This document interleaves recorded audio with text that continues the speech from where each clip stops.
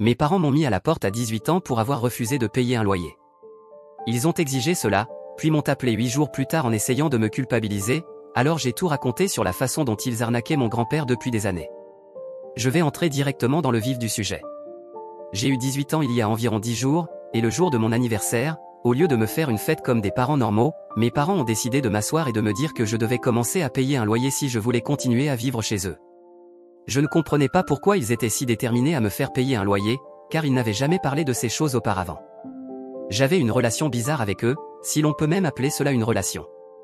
En grandissant, tout m'était fourni, mais nous ne parlions pas et mes parents n'étaient pas affectueux ou aimants envers moi. J'ai donc grandi en étant assez distant d'eux, et en ce moment, je ne dirais pas que nous avons la meilleure relation. Ma mère est professeure d'anglais au lycée et mon père travaille dans le marketing, ils ont donc un revenu combiné raisonnable et peuvent se permettre un style de vie confortable. Mais j'ai toujours eu l'impression qu'ils n'aimaient pas vraiment dépenser de l'argent pour moi et qu'ils le faisaient plus par obligation plutôt que par envie. Pour être prudent, j'ai décidé de trouver un emploi au lycée. C'était juste un travail de stagiaire dans un magasin de fourniture de bureau à proximité, mais il était bien payé et je pouvais le gérer en même temps que l'école. Je n'avais donc aucune plainte, et j'avais même économisé un peu d'argent pour moi-même. Je ne dirais pas que j'avais assez pour déménager, mais je pouvais au moins payer le loyer pour les premiers mois si je restais quelque part de très bon marché ou si je le partageais avec des colocataires. Je ne connaissais pas les autres coûts cependant. C'était des mesures que j'avais prises seulement pour le pire des scénarios, mais je ne pensais pas vraiment devoir utiliser cet argent si tôt. Le jour de mon anniversaire, quand mes parents m'ont dit que je pouvais soit commencer à payer un loyer, soit déménager, j'ai décidé de déménager. C'était déjà assez insultant qu'ils aient attendu que je sois majeur juste pour pouvoir me mettre à la porte. Je n'avais pas besoin qu'on me le rappelle en restant dans cette maison. Dans un accès de colère, j'ai décidé de faire mes valises et d'aller chez un ami pour la nuit. Mes parents n'ont même pas essayé de m'arrêter, alors je suis parti et je ne suis pas retourné depuis. Cela sortait de nulle part, car même si mes parents avaient toujours été très réticents à dépenser de l'argent pour moi, ils n'avaient jamais essayé de me faire partir de manière aussi ouverte. Mon ami a eu la gentillesse de me laisser vivre avec lui jusqu'à ce que je puisse trouver un appartement ou au moins jusqu'à ce que l'université commence. Je dois commencer l'université à l'automne, et heureusement, je n'avais pas à m'inquiéter des frais de scolarité car mes grands-parents maternels avaient un fonds pour mes études que mes parents ne pouvaient pas toucher. Les parents de mon père sont décédés quand il était adolescent. J'étais très en colère et bouleversé par ce que mes parents avaient dit, alors je les ai bloqués dès que je suis parti, et je n'avais pas l'intention de les débloquer non plus. Comme je l'ai dit, nous n'étions pas vraiment proches, mais je m'attendais à ce qu'ils aient au moins la décence de me laisser vivre chez eux jusqu'à ce que je puisse me permettre ma propre place. Je savais qu'ils n'étaient pas obligés de veiller sur moi maintenant que j'étais adulte, mais cela faisait quand même mal. Le 4e jour, j'ai reçu un appel de mes grands-parents et ils m'ont demandé de leur rendre visite. J'ai réalisé qu'ils n'avaient aucune idée de ce qui s'était passé, alors je leur ai rendu visite et leur ai tout raconté. Ils savaient depuis toujours que mes parents n'étaient pas les plus disponibles émotionnellement quand il s'agissait de moi, mais ils étaient furieux quand je leur ai dit que mes parents insistaient pour que je paie un loyer ou que je parte. Ils m'ont dit que c'était scandaleux et qu'ils ne pouvaient pas accepter un comportement de ce genre. Ils m'ont demandé de venir vivre avec eux, comme ils l'avaient fait plusieurs fois auparavant, mais j'ai refusé une fois de plus parce que mes grands-parents étaient vieux et je ne voulais pas être un fardeau supplémentaire pour eux. Mon grand-père avait une entreprise de meubles et ils étaient assez confortables financièrement, donc ce n'était pas cela qui m'inquiétait, mais mon grand-père souffrait de la maladie de Parkinson et ma grand-mère avait déjà assez à gérer comme ça. Je ne voulais pas en rajouter à son assiette.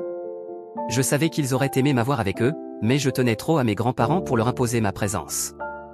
De plus, maintenant que j'étais adulte, je ne pouvais pas simplement compter sur eux pour de l'aide, et je devais faire quelque chose de ma vie pour l'avenir. C'est pourquoi j'ai refusé de vivre avec eux, ce qui les a un peu déçus, mais ils comprenaient d'où je venais. Pour moi, c'était déjà bien qu'ils m'offrent même de vivre avec eux, car peu de gens ont ce genre de cœur, surtout pas les gens avec qui j'ai grandi, certainement pas mes parents. Ils m'ont dit que je pouvais leur demander toute l'aide dont j'avais besoin et qu'ils seraient là pour moi, ce qui signifiait beaucoup. Je rendais visite à mes grands-parents au moins une fois par semaine, mais après cela, j'ai été assez occupé à chercher des appartements où déménager, car il restait encore quelques mois avant le début de l'université. Puis hier, j'ai reçu un appel de mes parents. Mon père utilisait son numéro professionnel car c'était le seul que j'avais oublié de bloquer. Quand j'ai répondu à l'appel, j'ai réalisé que mes 2 parents étaient en ligne pour me parler. Ils m'ont informé que mes grands-parents avaient décidé de se retirer d'un investissement à cause de ce que je leur avais dit, et maintenant mes parents paniquaient parce que c'était l'entreprise de mon père qu'il allait démarrer dans quelques mois. Ma mère avait convaincu mon grand-père avec beaucoup de difficultés de venir à bord en tant qu'investisseur, mais dès qu'il a appris ce que mes parents m'avaient dit, il s'est retiré de l'affaire. Apparemment, la nouvelle idée d'entreprise de mon père était aussi la raison pour laquelle il me demandait de payer un loyer, car alors il aurait une autre source d'argent et finirait par économiser beaucoup pour pouvoir finalement investir dans son entreprise. Et maintenant, il voulait que mon grand-père revienne à bord, et j'étais la seule personne qui pouvait y parvenir, donc il voulait me laisser lui parler et le ramener. Je leur ai dit que je n'allais rien faire parce que c'était leur propre faute. Ils avaient été horribles avec moi, non seulement récemment, mais pendant la majeure partie de ma vie, et cela me faisait me sentir comme un fardeau constamment. Alors maintenant, ils n'avaient vraiment aucun droit d'attendre quoi que ce soit de moi. Ils ont creusé leur propre tombe et maintenant ils devaient y rester. J'étais sur le point de raccrocher quand ma mère m'a dit à quel point j'étais injuste et ingrat. Elle m'a dit que tout au long de ma vie, c'était eux qui avaient tout payé, et maintenant que j'avais un peu d'argent à moi, je leur tournais le dos. Ils m'ont dit que c'était apparemment de ma faute d'une manière ou d'une autre, car ils n'avaient vraiment pas envisagé que je finirais par partir et déménager. Elle m'a dit que la seule raison pour laquelle ils s'attendaient à ce que je paie un loyer était parce que je pouvais me le permettre et ils le savaient, et apparemment, ils n'allaient même pas me demander beaucoup. Mais ils n'ont même pas atteint le montant car je suis parti en colère. Ma mère a presque commencé à pleurer et m'a dit qu'elle savait qu'ils n'avaient pas été les meilleurs parents, mais cela ne voulait pas dire qu'ils ne se souciaient pas de moi, et la façon dont j'agissais en ce moment leur faisait sentir qu'ils avaient tout fait de travers. Mon père m'a dit que c'était à moi de décider ce que je voulais faire, mais m'a rappelé que cette entreprise qu'il allait démarrer était son projet de rêve et qu'il serait anéanti si cela n'aboutissait pas seulement parce qu'il m'avait demandé de faire quelque chose d'aussi simple que de payer un loyer, ce que beaucoup de parents à travers le pays font de toute façon sans conséquence. Ils m'ont dit d'y réfléchir et de leur faire savoir d'ici une semaine, et maintenant, je me sens évidemment comme une horrible personne et je n'ai aucune idée de ce que je dois faire. Mise à jour 1. Je ne pense pas que je vais retourner et m'excuser auprès de mes parents comme je prévoyais de le faire. Mes émotions ont juste pris le dessus sur moi ce jour-là, je suppose.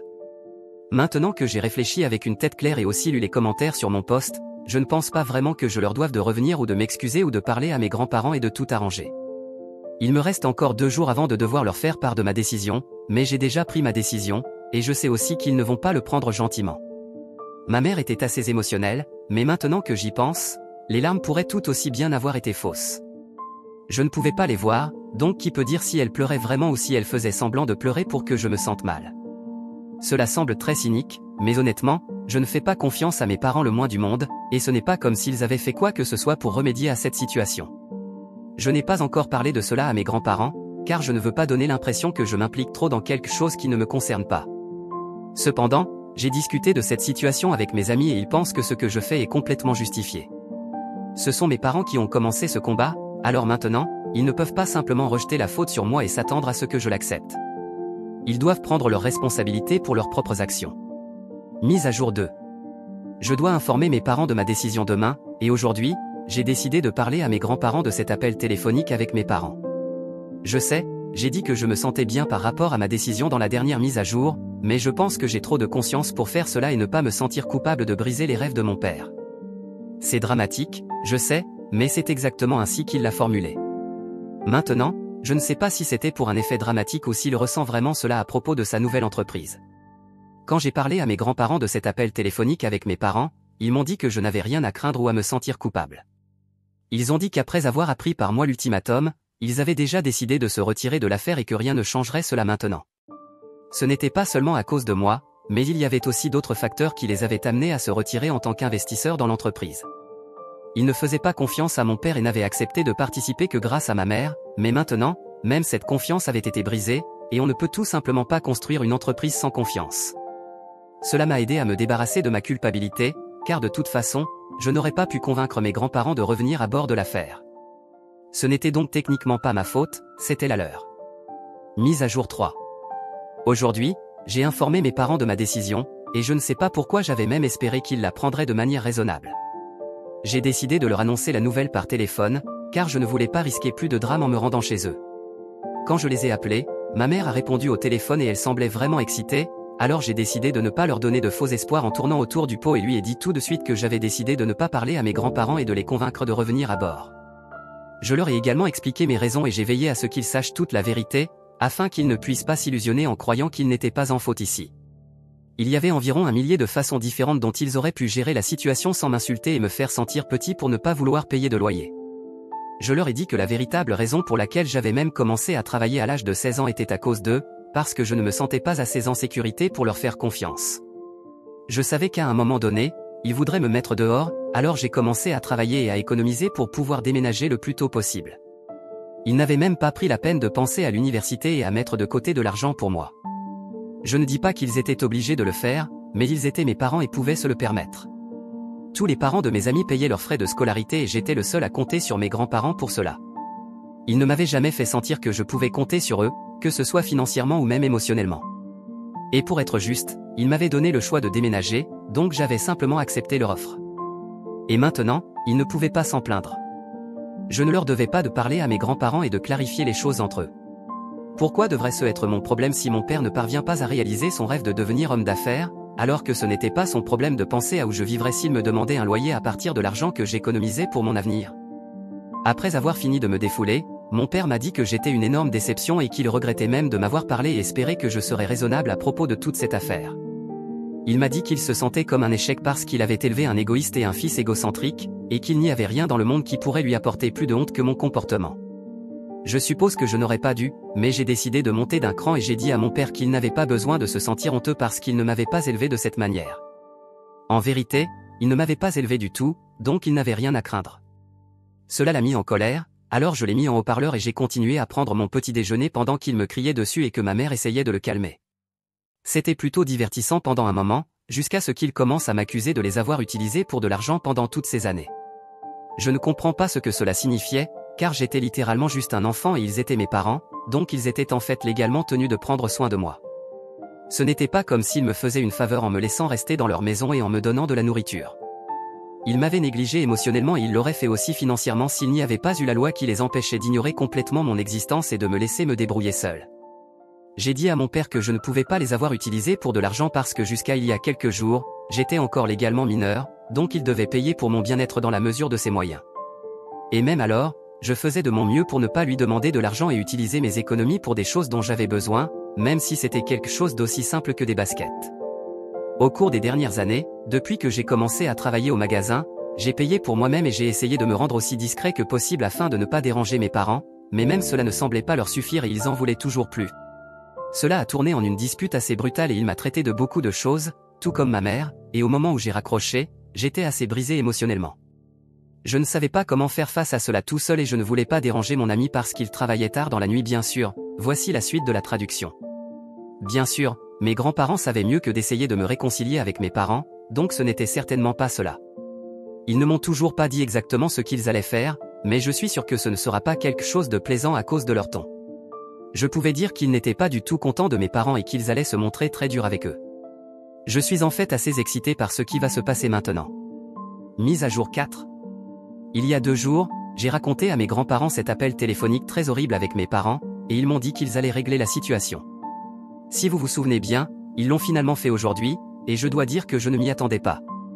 Ils ont fait un post sur les réseaux sociaux parlant de la façon dont mes parents avaient pris de l'argent pendant des années juste pour pouvoir mettre de la nourriture sur la table pendant que j'étais enfant, et pourtant, ils ne semblaient avoir aucune gratitude pour cela et avaient même eu l'audace de me maltraiter et de me traiter comme un fardeau alors que leurs propres parents ne l'avaient jamais fait.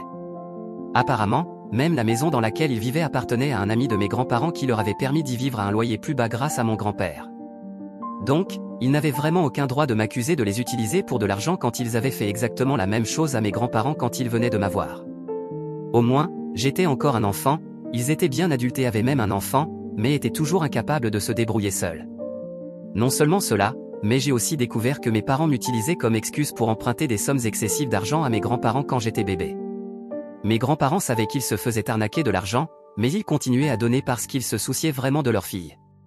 Et aujourd'hui, ils étaient navrés d'apprendre que ma mère n'était même pas capable de faire la même chose pour son propre fils et pensaient que son mari était en quelque sorte plus important que son fils. Ils ont annoncé quel idiot sans valeur était mon père à l'époque où j'étais enfant, c'est pourquoi il ne voulait pas investir dans son entreprise en premier lieu. Il avait déjà essayé de démarrer 2 entreprises quand j'étais plus jeune, mais cela n'avait pas marché, et mes grands-parents avaient dû le sortir de ces situations et payer ses dettes. Il ne voulait pas avoir à le refaire encore une fois, ce qui est une autre raison pour laquelle ils se sont retirés de l'affaire. Je suppose que maintenant, tout cela a du sens, pourquoi mes grands-parents étaient si hésitants à investir dans l'entreprise de mes parents, et c'est complètement juste aussi. Leur post a reçu beaucoup d'attention de la part de mes proches et de leurs amis, et je pense que je vais le partager afin que plus de gens puissent le voir et savoir à quel point mes parents sont horribles.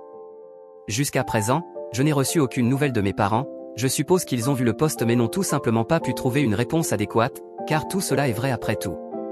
Je parie qu'il regrette d'avoir été si impitoyable avec moi au téléphone l'autre jour. S'il m'avait simplement laissé partir paisiblement, il n'aurait pas eu autant à gérer. Mise à jour 5. Cela fait une semaine que mes grands-parents ont posté et presque toute la famille a coupé les ponts avec mes parents. Mes grands-parents m'ont dit qu'ils ont eu une énorme dispute avec mes parents ce soir-là après que ma mère soit venue avec mon père chez eux.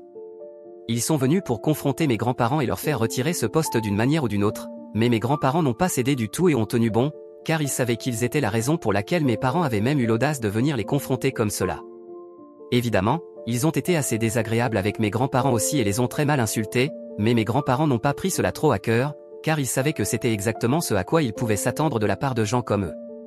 Ils ont essayé sans relâche de faire retirer ce poste et ont même envoyé une plainte pour diffamation à mon grand-père car il perd des affaires à cause de ce poste qui a maintenant gagné beaucoup d'attention. Je ne comprendrai jamais comment mes parents ont réussi à prendre tout et ensuite rejeter la faute sur quelqu'un d'autre au lieu de simplement prendre leurs responsabilités pour une fois dans leur vie. Je pense qu'ils sont physiquement incapables de reconnaître qu'ils ont fait une erreur et de s'excuser pour cela. Ils ne m'ont pas encore contacté, ce qui est un bon signe, car cela signifie qu'ils ont finalement cessé de m'embêter. J'ai également parlé à mon ami parce que récemment, j'ai trouvé un appartement que je pourrais partager avec 2 colocataires et le loyer était minime donc je pouvais me le permettre. Je lui ai parlé de déménager, mais à ma surprise, il m'a dit que je pouvais vivre avec lui aussi longtemps que j'en avais besoin. Apparemment, il avait lu le post que j'avais partagé et il croyait fermement que je devais économiser de l'argent pour l'avenir, car mes parents ne viendraient jamais autour et commenceraient à m'aider. Ils feraient toujours de leur mieux pour me tirer vers le bas. Il était un peu plus âgé que moi et travaillait déjà depuis presque 1 an. Il recevait des allocations de ses parents de temps en temps, donc il pouvait très bien se permettre de me laisser vivre avec lui pour le moment. Je suis super reconnaissant d'avoir fait un ami comme lui parce que des gens comme lui sont vraiment difficiles à trouver dans le monde actuel. Je suppose que j'ai eu de la chance d'avoir des grands-parents et des amis formidables.